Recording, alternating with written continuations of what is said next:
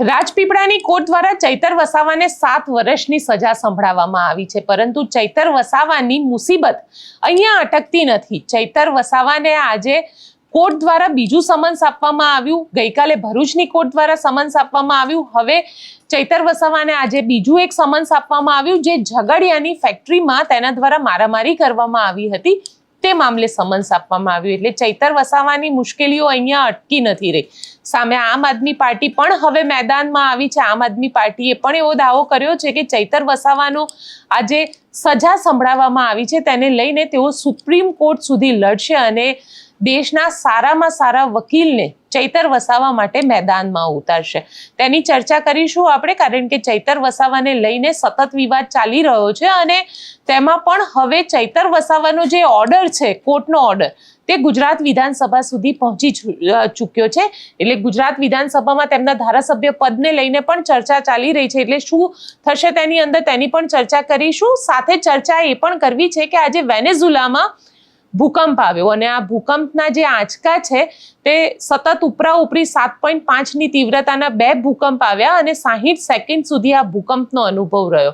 જે લોકોએ આ ભૂકંપનો અનુભવ કર્યો છે તે લોકો માટે તેને ભૂલવો મુશ્કેલ છે, કારણ કે આપણે 2001નો જે કચ્છનો ભૂકંપ આવ્યો હતો તેને પણ ભૂલી નથી શકતા। આજે જ્યારે વેનેઝુલાના ભૂકંપની વાત આવી તો ફરીથી 2001નો એક કચ્છનો ભૂકંપ મને યાદ આવી ગયો કે જે સમયે ભૂકંપ આવ્યો હતો, હજારો લોકો મરી ગયા હતા। આજે વેનેઝુલામાં પણ આ જ રીતની પરિસ્થિતિ જોવા મળી। એક સાથે 3 દેશની અંદર, જાપાનમાં પણ ભૂકંપ આવ્યો, કેલિફોર્નિયા યુએસએમાં પણ ભૂકંપ આવ્યો અને વેનેઝુલામાં પણ ભૂકંપ આવ્યો। ચર્ચા શરૂ થઈ ગઈ કે શું કંઈક મોટું થવાનું છે, દેશમાં કુદરત નારાજ છે, આ પ્રકારની ચર્ચા પણ થઈ રહી છે। નમસ્કાર, હું છું ગોપી ગાંગર અને આપ જોઈ રહ્યા છો નિર્ભય ન્યૂઝ। રાજપીપળાની કોર્ટ દ્વારા ચૈતર વસાવાને 7 વર્ષની સજા સંભળાવવામાં આવી। આ 7 વર્ષની સજામાં ચૈતર વસાવા સમેત 9 લોકો છે જેમને આ સજા સંભળાવવામાં આવી। હવે સવાલ અહીંયા આગળ એ ઊભો થઈ રહ્યો છે કે ચૈતર વસાવા, જો તેમને સજા સંભળાવવામાં આવી છે અને તેમને લઈ અને ઘણા બધા નેતાઓ ઘણી બધી વાત કરી રહ્યા છે, આમ આદમી પાર્ટીના નેતાઓ સતત એવું બતાડવા માંગી રહ્યા છે કે તે લોકો ચૈતર વસાવાની સાથે છે, ચૈતર વસાવાના પરિવારની સાથે છે, કારણ કે ચૈતર વસાવાની પત્નીને પણ 7 વર્ષની સજા થઈ છે। એમની સાથે જેટલા અન્ય લોકો છે તે પણ ચૈતર વસાવા સાથે ક્યાંક ને ક્યાંક કનેક્ટેડ છે। તેવામાં આમ આદમી પાર્ટી જે છે તે સતત એવું કહી રહી છે કે અમે સાથે છે, અમે સુપ્રીમ કોર્ટ સુધી લડીશું, અમે મોંઘામાં મોંઘા જે વકીલ છે તે વકીલને અહીંયા લાવીશું, કારણ કે દૂધનો દાજેલો છાશ પણ ફૂકી ફૂકીને પીવે। આમ આદમી પાર્ટીની સ્થિતિ પણ કંઈક અત્યારે એવી જ દેખાઈ રહી છે। એટલા માટે એવી દેખાઈ રહી છે કારણ કે રાજુ કરપડાનો કેસ આપને યાદ કરાવી દઉં। રાજુ કરપડા જે વખતે જેલમાં ગયા હતા તે વખતે તેમના દ્વારા એવો દાવો કરવામાં આવ્યો હતો કે મને લીગલ સપોર્ટ આમ આદમી પાર્ટી તરફથી નહોતો મળ્યો। ગોપાલ ઇટાલિયાને લઈને પણ ઘણી બધી નારાજગી તેમના દ્વારા જતાવવામાં આવી હતી અને તેમના દ્વારા એવું પણ કહેવામાં આવ્યું હતું કે આમ આદમી પાર્ટીના જે લોકો હતા કે જે લીગલ ટીમ હતી તે ટીમે અમને સપોર્ટ ન આપ્યો, તે ટીમ હાજર નહોતી રહેતી કોર્ટની અંદર, આ પ્રકારની વાત કરવામાં આવી હતી। એટલે પહેલીવાર કદાચ એવું માની શકાય કે રાજુ કરપડાના કેસ બાદ આમ આદમી પાર્ટી અહીંયા પણ કંઈક શીખી રહી છે। એટલા માટે આ શીખી રહી છે કહી રહી છું કે કારણ કે ચૈતર વસાવા જે છે, ચૈતર વસાવા આમ તો આદિવાસી વિસ્તારની અંદર તેમનું ખૂબ અને જબરદસ્ત એવું પ્રભુત્વ છે। લોકો તેમને આદિવાસી મસીહા તરીકે ઓળખી રહ્યા છે અને ખાસ કરીને અંબાજી અને અંબાજીથી લઈ અને રાજપીપળા સુધીનો આખો જે પટ્ટો આવે છે નર્મદા સુધીનો, તેની અંદર તેવામાં ચૈતર વસાવા જો આમ આદમી પાર્ટી છોડી દે તો પછી આમ આદમી પાર્ટીનું શું થશે?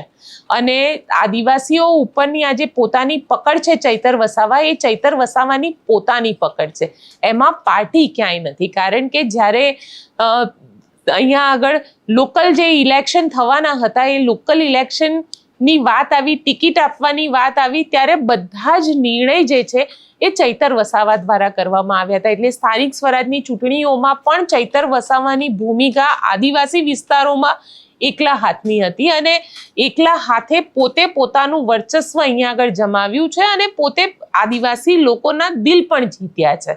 અને માટે ચૈતર વસાવા માટે એવું કહેવાય છે કે જો ચૈતર વસાવા પોતે પાર્ટીમાં ન પણ રહે, એટલે માની લઈએ કે આમ આદમી પાર્ટીમાં ન રહે અને અન્ય કોઈ પાર્ટીને જોઈન કરે, તો ચૈતર વસાવાના પોતાના વર્ચસ્વના કારણે લોકો જે છે, આદિવાસી લોકો છે, એ પણ ચૈતર વસાવાની સાથે એ પાર્ટી સુધી શિફ્ટ થઈ જાય. એટલે આમ આદમી પાર્ટીને અત્યારે ટેન્શન એ વાતનું છે કે જો રાજુ કરપડા જેવું થયું તો શું? કારણ કે ચૈતર વસાવા જ્યારે જેલમાંથી તેમને સજા સંભળાવવામાં આવી અને એમને ડબ્બામાં બેસાડીને જેલમાં લઈ જવામાં આવી રહ્યા હતા ત્યારે ખૂબ શાંત થઈ ગયા હતા. ચૈતર વસાવાને પણ કદાચ એક વાતનો અંદાજ આવી ગયો હતો કે જો સજા થશે તો તેમનું રાજકીય ભવિષ્ય જે છે તે અહીંયા આગળ પૂર્ણ થઈ જશે અને એટલા જ માટે ચૈતર વસાવા પણ ક્યાંક ને ક્યાંક પહેલા જ્યારે સજા સંભળાવી એના અઠવાડિયા પહેલાના જે એમના નિવેદનો હતા તેની અંદર ગૃહમંત્રી હર્ષ સંઘવીના વખાણ કરતા આપણને સંભળાયા હતા, પ્રધાનમંત્રીના વખાણ કરતા આપણને સંભળાયા હતા. એટલે ત્યારથી જ ચર્ચા એવી હતી કે ચૈતર વસાવાનું આ જે નરમપણું છે એ ક્યાંક એવું તો નથી ને કે ચૈતર વસાવા ભારતીય જનતા પાર્ટીમાં જાય. પણ ખેર અત્યારે સજા સંભળાવી દેવામાં આવી છે. 7 વર્ષની આ સજા પડી ચૂકી છે અને 7 વર્ષની સજા બાદ હવે ચૈતર વસાવા અત્યારે જેલમાં છે. ચૈતર વસાવા શું કરે છે કે તેમનું રાજકીય ભવિષ્યમાં શું આગળ એમને તકલીફ આવી શકે, એટલે ચૈતર વસાવા અત્યારે પોતે પણ મનોમંથન કરતા હશે કે કરવું શું.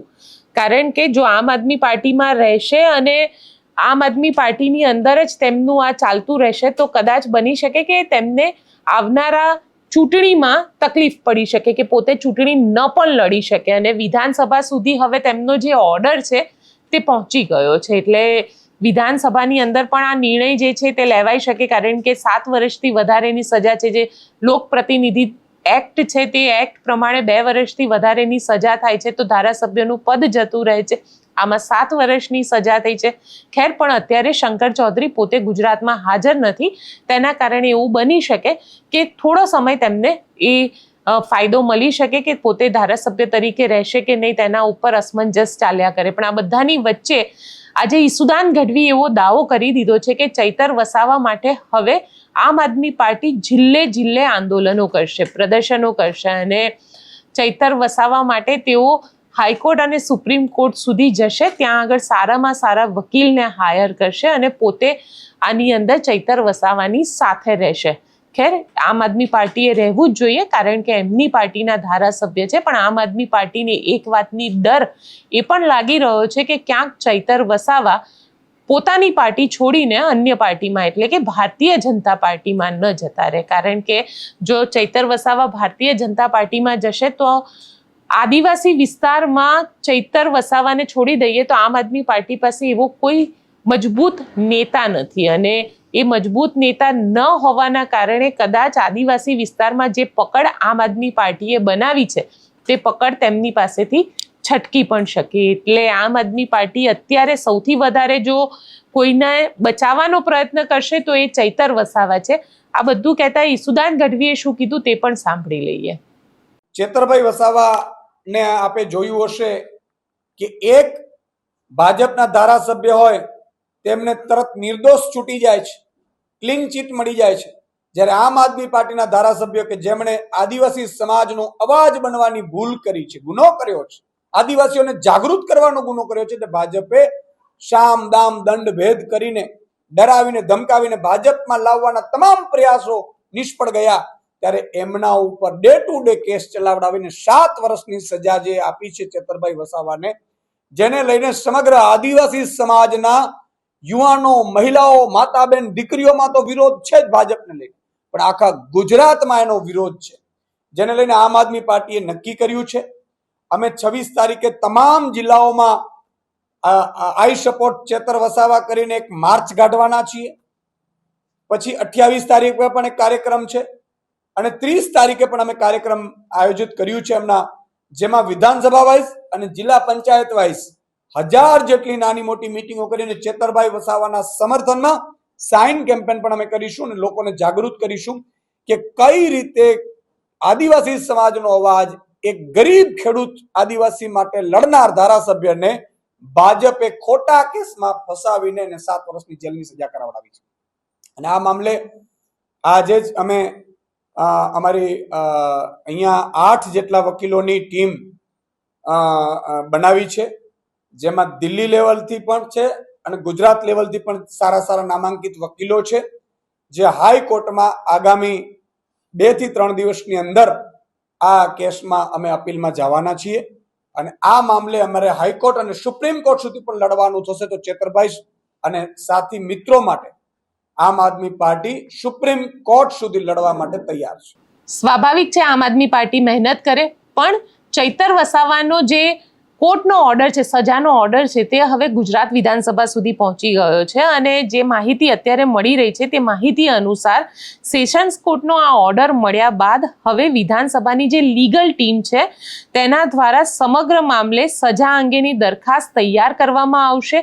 આ દરખાસ્ત તૈયાર કર્યા બાદ વિધાનસભાના અધ્યક્ષ સમક્ષ આ રજૂઆત કરવામાં આવશે અને એકવાર કોર્ટના ઓર્ડર અને લીગલ ટીમની દરખાસ્ત પર ચર્ચા થઈ જાય ત્યારબાદ વિધાનસભા દ્વારા ધારાસભ્ય પદ રદ કરવાનો સત્તાવાર નિર્ણય લેવામાં આવશે.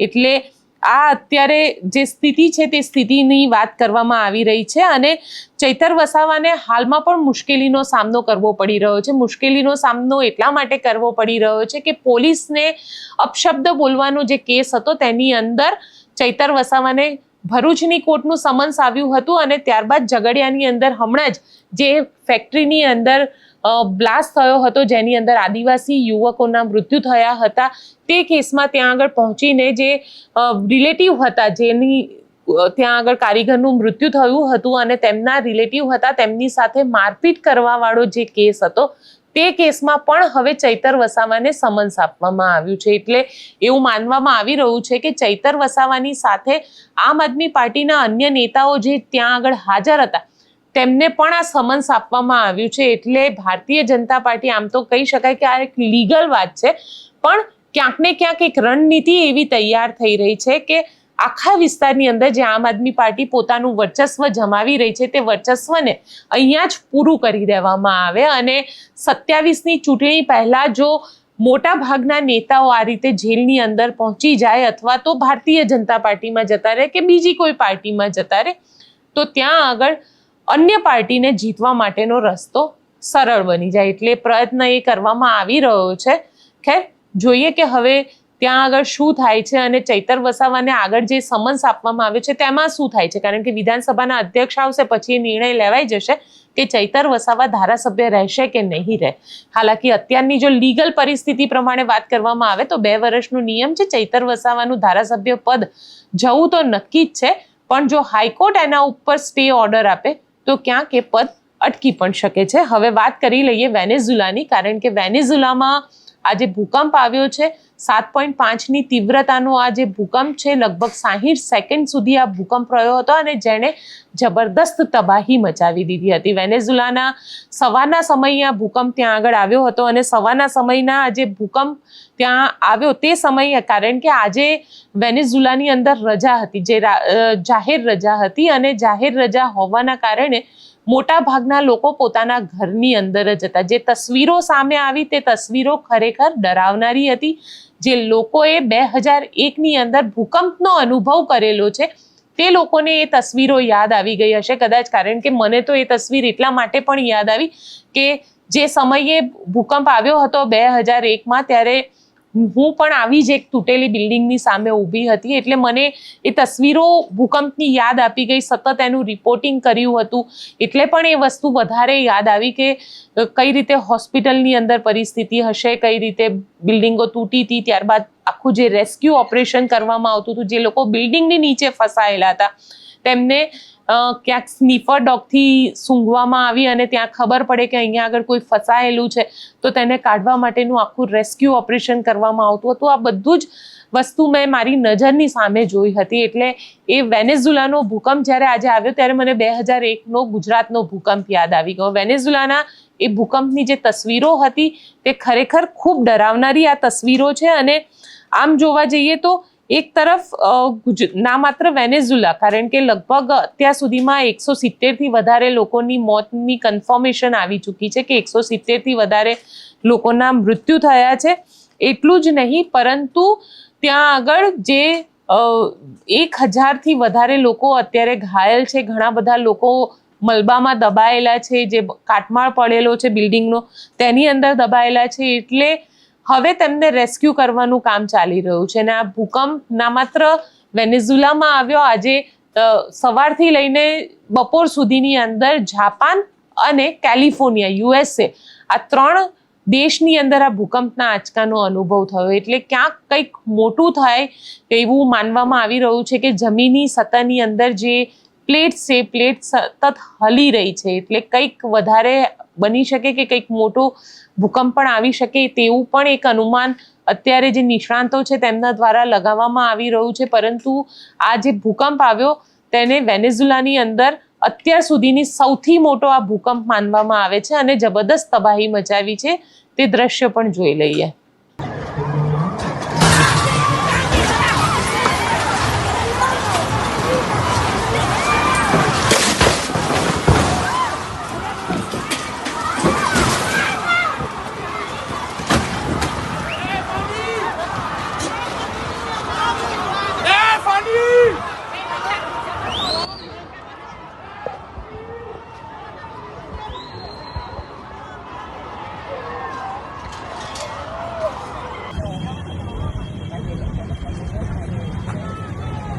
Mira los delfines, mira, mira, mira, mira.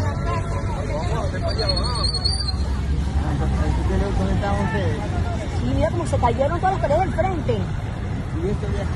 Marico, esto es muy impresionante esto.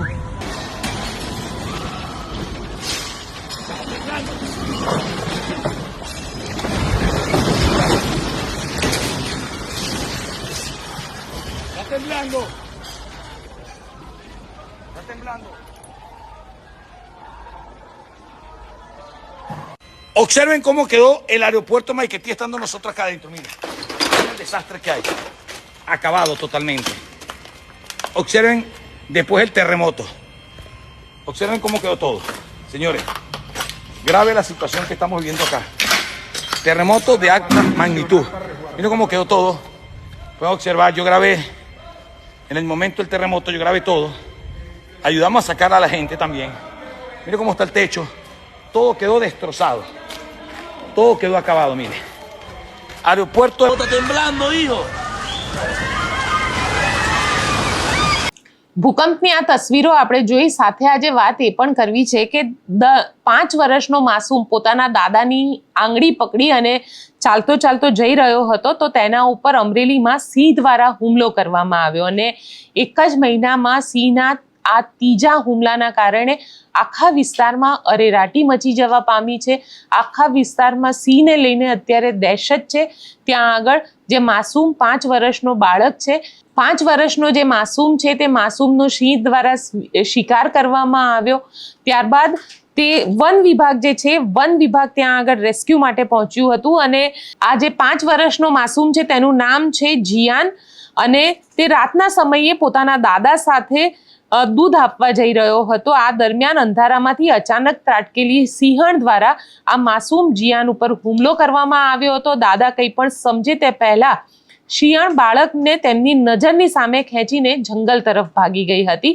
દાદાની મજબૂર ચીસો અને બાળકના આક્રાંત વચ્ચે આખું ગામ ગુંજી ઉઠ્યું હતું. આ ઘટનાની જાણ થતાં જ તાત્કાલિક લાકડીઓ લઈ અને ત્યાં આગળ ગામવાળા દોડી આવ્યા હતા. માસૂમ જે બાળક છે તેને બચાવવા અને તેને શોધવા માટેનો પ્રયત્ન કરવામાં આવ્યો હતો અને વન વિભાગની ટીમ પણ ત્યાં આગળ પહોંચી ગઈ હતી અને બાળકને સિંહના ચુંગલમાંથી છોડાવવાનો પ્રયત્ન પણ કરવામાં આવ્યો હતો. પરંતુ કમનસીબે ગામથી આશરે 1 કિલોમીટર દૂર જિયાનનો લોહી લુહાણ હાલત મૃતદેહ મળી આવ્યો હતો અને ત્યારબાદ વન વિભાગનું એવું કહેવું છે કે જે મૃત બાળક છે તે મૃત બાળકના કબજે કરી અને દવાખાને મોકલવામાં આવ્યો હતો. સાથે સાથે જે સિંહ છે એ સિંહની ઉલટીમાંથી બાળકના અવશેષ પણ મળ્યા હતા. તેના જે હાડકાનો ભાગ કહી શકાય તે હાડકાનો ભાગ પણ ત્યાં સિંહની ઉલટીમાંથી મળ્યો હતો. 5 સિંહ જે છે તે 5 સિંહને બેભાન કરી તેમને પાંજરે પૂરવામાં આવ્યા હતા. રેસ્ક્યુ ઓપરેશન આખું કરવામાં આવ્યું હતું. એ બાળકના દાદા અને સાથે સાથે વન કર્મચારીઓ શું કહી રહ્યા છે તે પણ સાંભળી લઈએ. શું કરવા જતા તમે? હું દૂધ દેવા જતો. પછી હું આવડિયા ડેરી ઘરની બાજુમાં. ડેલીમાં એક હાથમાં ડોલ હતી, એક હાથમાં એ જવાન હતો. ત્યાંથી આવ્યું એ ખબર નથી. પકડી લીધો હાથમાં, અહીં પકડી લીધો એટલે મેં આકલો કર્યો. આકલો કર્યો એક મૂકી વહી ગયો. અમે થોડા ખોટી હાલ્યા પણ અમે પાછળ દોડ્યા ઘણું બધું 5 મિનિટમાં તો ગામ લોકો બધા પાછળ દોડ્યા. આજરોજ તુલસીશ્યામ રેન્જ અંદર આવતી ચતુરી રેવન્યુ વિસ્તારમાં સિંહ દ્વારા માનવ મૃત્યુ થવાની ઘટના બનવા પામેલ છે, જેમાં એક 5 વર્ષના બાળકને સિંહ દ્વારા ઉપાડી ગયેલ હતા.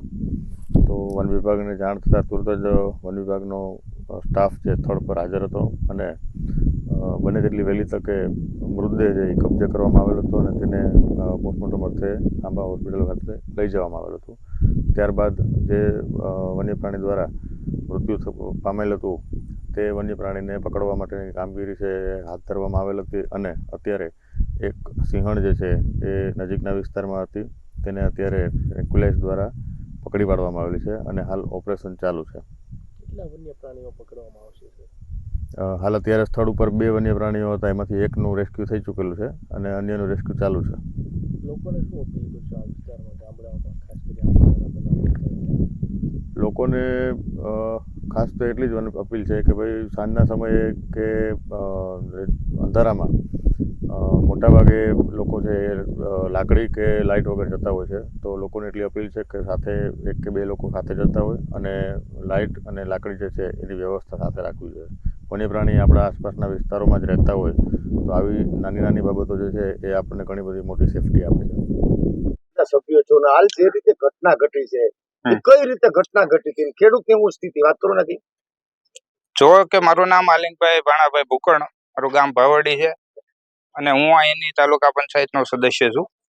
તો જ્યારે ગઈકાલે અહીંયા બનવા જોગ સાંજે ભાગાભાઈ સીડા તેના પુત્રને લઈ અને તે જતા હતા, ત્યારે દૂધની ડેરીએ જતા રસ્તામાંથી એને સિંહણ પકડી, બાળકને સિંહણ પકડી અને લઈ ગઈ.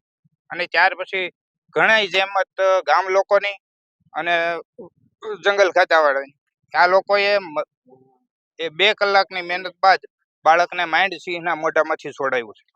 ત્યારે આ બાળકની હાલત બહુ ગંભીર, એટલે ટૂંકમાં આમ પૂરું થઈ ગયેલું.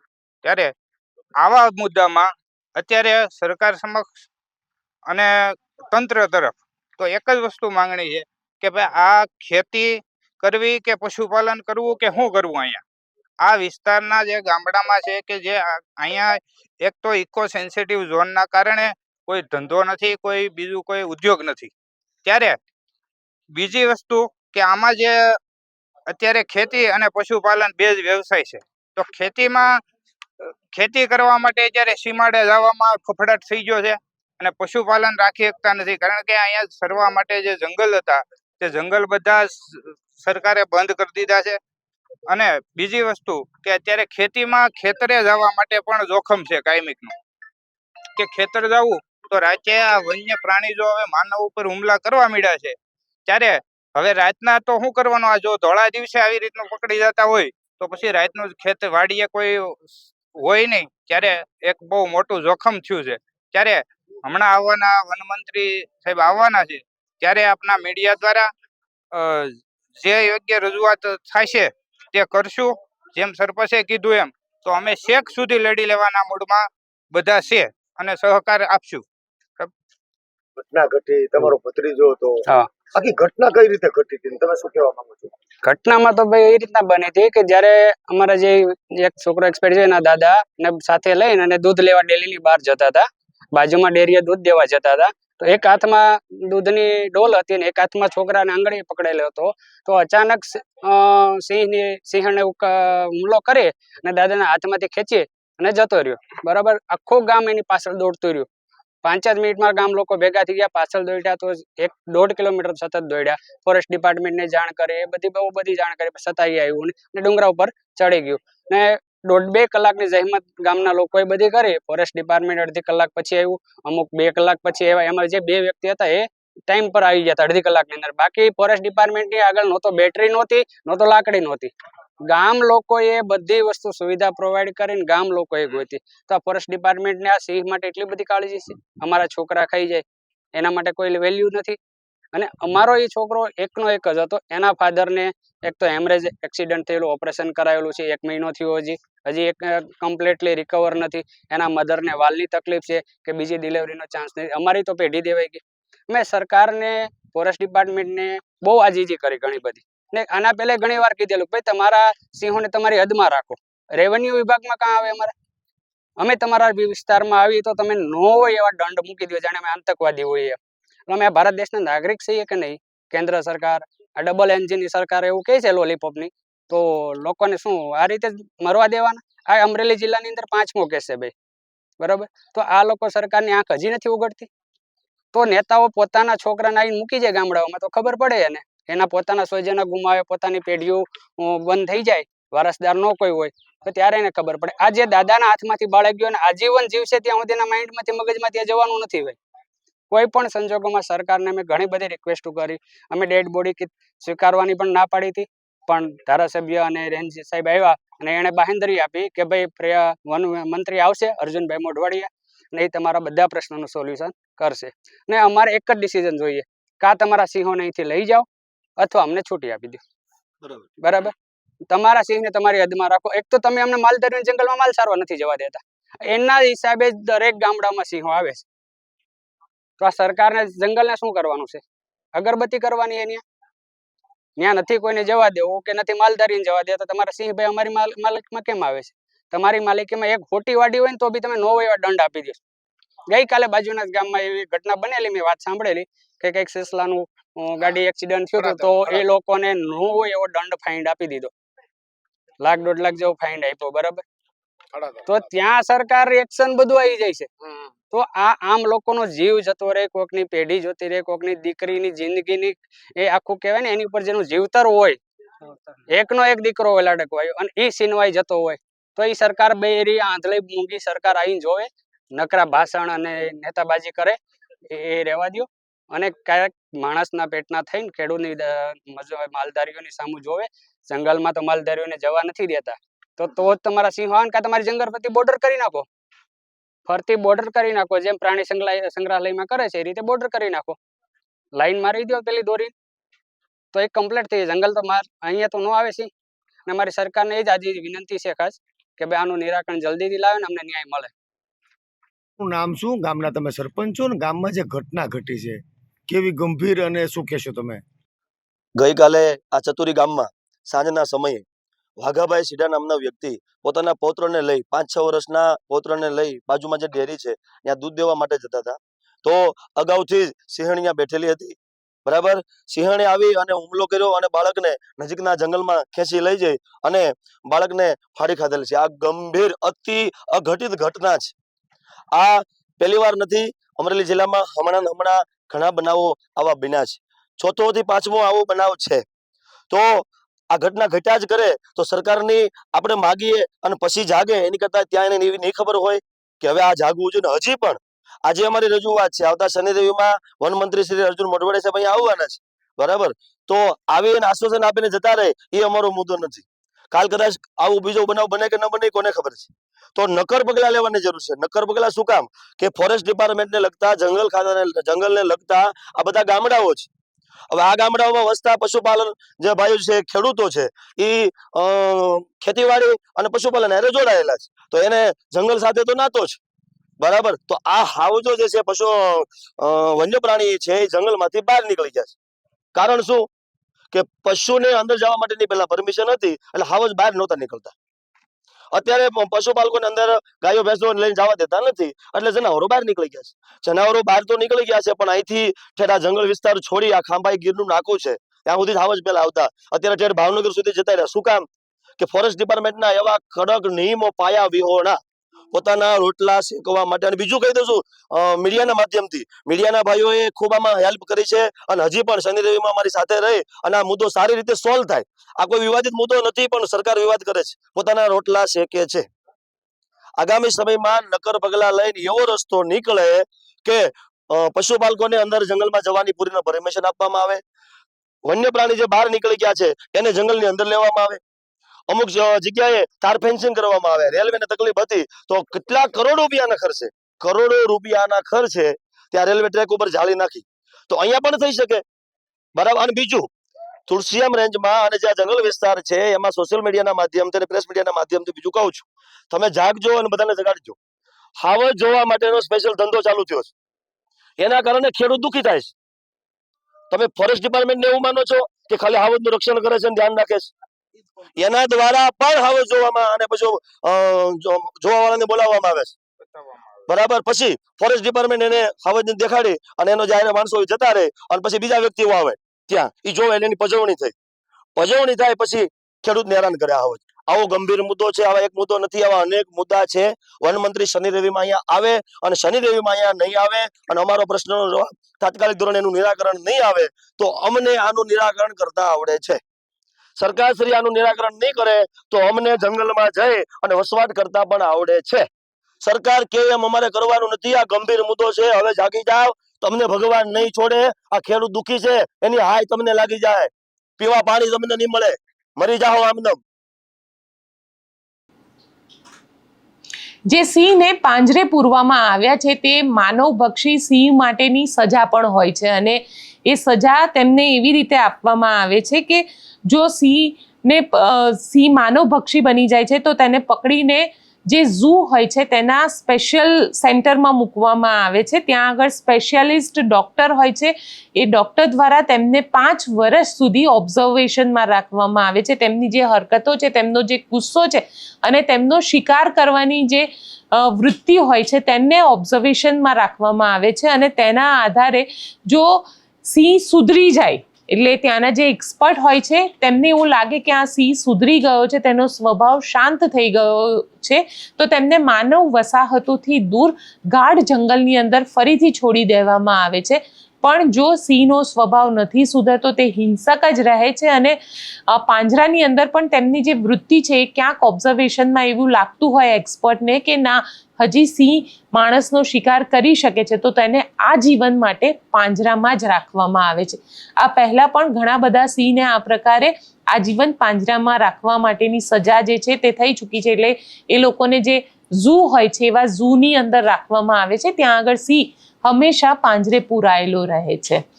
તો આજના રિપોર્ટને લઈને આપ શું કહેશો? અને ભૂકંપની આ જે તસવીરો આપે જોઈ, જો આપને પણ 2001ના ભૂકંપની યાદ તાજી થઈ ગઈ હોય તો મને કોમેન્ટ બોક્સમાં ચોક્કસથી લખીને જણાવજો અને અમારી ચેનલ નિર્ભય ન્યૂઝને લાઇક, શેર અને સબસ્ક્રાઇબ કરવાનું ભૂલશો નહીં. આભાર.